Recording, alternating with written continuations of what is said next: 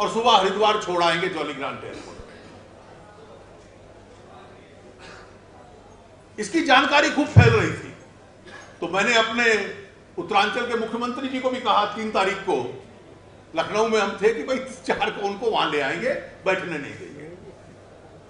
अब क्योंकि ये सरकार का कोई शीर्ष नेतृत्व नहीं है, इट्स अ हेडलेस चिकन, तो इन 2 धाराओं का टकराव चल रहा था और दोनों धाराएं साथ साथ चल रही थी।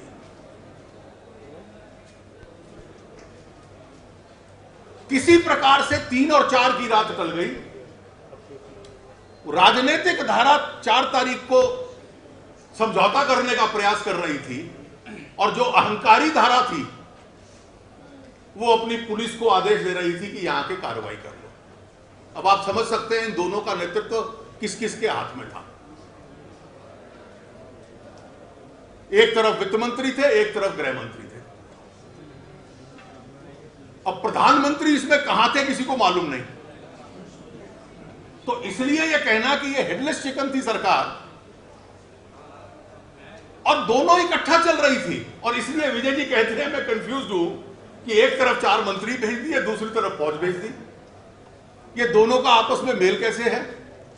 मेल इसलिए है कि सरकार में कोई, जिसको स्टेट क्राफ्ट कहते हैं, शासन कला कहते हैं, इस सरकार में कोई शासन कला नहीं है। उस राजनीतिक धारा में क्योंकि दोहरी भाषा है, डबल स्पीक है, तो एक तरफ भाभा को साथ समझौता कर लो, चार्म्ड ऑफेंसिव करो, दूसरी तरफ दिग्विजय सिंह को खड़ा करके रोज उल्टा सीधा बुलवाओ। यह उस राजनीतिक धारा का एक हिस्सा था। यह इस सरकार की इस दृष्टि से एक प्रकार से नीति बनी हुई थी। लेकिन मैं ये मानता हूं, लोग इमरजेंसी से, जलियांवाला बाग से इस सब की तुलना करते हैं। मैं केवल 2 वर्णन मुझे इमरजेंसी के 2 वाक्य याद हैं, और हमारे कई साथी यहां हैं जो उन दिनों बहुत सक्रिय थे। जब जयप्रकाश जी को पकड़ा गया और जेल चले गए और सरकार की ओर से लोग जाते थे, तो उनका एक वक्तव्य था, बहुत प्रसिद्ध हुआ था उस वक्त, और यह स्थिति आज बन रही है। यह क्या कारण है कि कभी एक सिविल सोसाइटी का ग्रुप आता है और पूरे देश में हजारों स्थानों पर अन्ना हजारे के समर्थन में लोग आ जाते हैं। बाबा आते हैं तो गांव गांव के अंदर लोग उनके लिए खड़े हो जाते हैं। जिन लोगों के संगठन नहीं है, राजनीतिक संगठन नहीं है, फेसबुक के ऊपर आप हजारों लाखों लोगों को इकट्ठा कर लो। कि दुनिया में जो यमन में, इजिप्ट में, सीरिया में, लिबिया में हुआ, पूरे विश्व में इसको कहते हैं जैस्मीन रेवोल्यूशन। इसका नाम दिया है विश्व में जो पत्रकारिता में जो लोग हैं कि this is the jasmine revolution. तो कई लोग पूछते हैं क्या भारत में यह स्थिति है?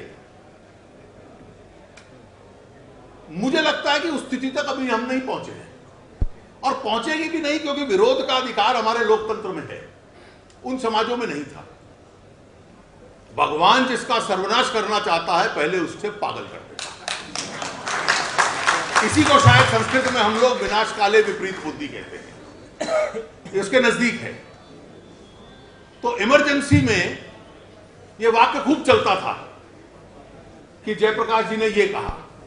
सच में कई बार किसी पागलपन की हरकत में भी एक तरीका होता है व्यक्ति क्यों कर रहा है, जिससे अंग्रेजी की कहावत है there is a method in madness also. लेकिन यह एक ऐसी मैडनेस थी जिसमें कोई मेथड भी नहीं था। एक तरफ गले लगा लो, दूसरी तरफ पुलिस भेज दो। आपने कभी सुना है, कभी कल्पना सुनी है ये? और मुझे एक बात पर हैरानगी हुई है, और मैं मीडिया के मित्रों को विशेष रूप से कह रहा हूं, इसका आकलन करें।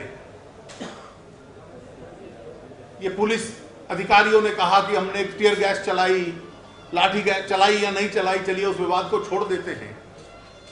टीयर गैस चलाने का उद्देश्य क्या होता है? टीयर गैस चलाने का उद्देश्य होता है कि ये भीड़ है, ये भीड़ गैर कानूनी है। जहां 50,000, 1 लाख, 1.5 लाख लोग हों, वहां आप उनको 2, 4, 6 घंटे का समय दीजिए कि भीड़ निकल जाए। टीयर गैस का अर्थ यह नहीं होता कि किसी को मारना है। टीयर गैस का अर्थ यह होता है कि यह भीड़ है, गैर कानूनी है, इसको यहां से हटा देना है। मैंने अपने जीवन में, और विजय जी का अनुभव, सानी जी का अनुभव मुझसे ज्यादा है, अगर उनको याद हो, मैंने अपने जीवन में किसी बंद इनक्लोजर में, क्लोज्ड इनक्लोजर में टीयर गैस शेल नहीं देखे। टीयर गैस शेल सड़क पे चलते हैं, मैदान में चलते हैं कि लोगों को वहां से भाग जाने का, भीड़ को भगाने का, क्राउड को डिस्पर्स करने का एक अवसर मिल गया।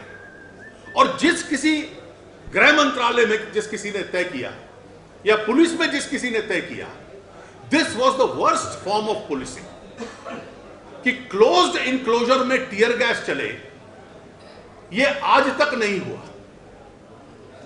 जलियांवाला बाग में भी जब गोली चली थी तो लोगों को भागने के रास्ते बंद कर दिए गए थे, इसलिए उसको कत्लेआम कहते हैं। किसी मैदान में होता और लोग भाग जाते तो शायद इतने लोग ना मरते। क्लोज्ड इनक्लोजर में टीयर गैस चलना, जहां लोगों के पास भागने की भी सुविधा ना हो, अपने आप को बचाने की भी सुविधा ना हो, और फिर आप कहते हैं, मतलब मुझे रहम आता है प्रधानमंत्री के इस विषय। It is unfortunate. I think the prime minister statement is more than unfortunate,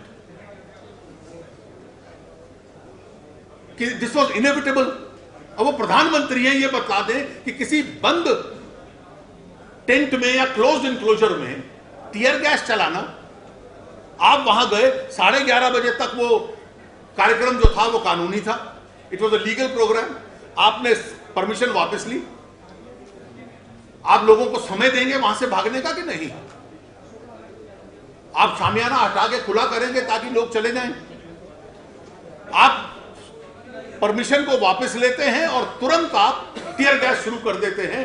बंद इनक्लोजर में जिस किसी अधिकारी ने या जिस किसी मंत्री ने उस निर्णय में उनका साथ दिया है, मुझे लगता है कि उनको इस पद पे रहने का 1 मिनट भी उनको रहने का अधिकार नहीं।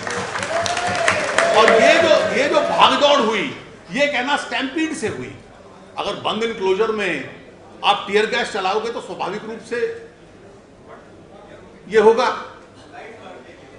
और वो भी अंधेरे में। लाइट काट दो, अंधेरे में लोग भागेंगे तो स्टैम्पीड होगी, स्टैम्पीड में लोग मरेंगे, उनको चोटें लगेंगी, और भागने की सुविधा इतनी सरल नहीं है क्योंकि बंद टेंट है।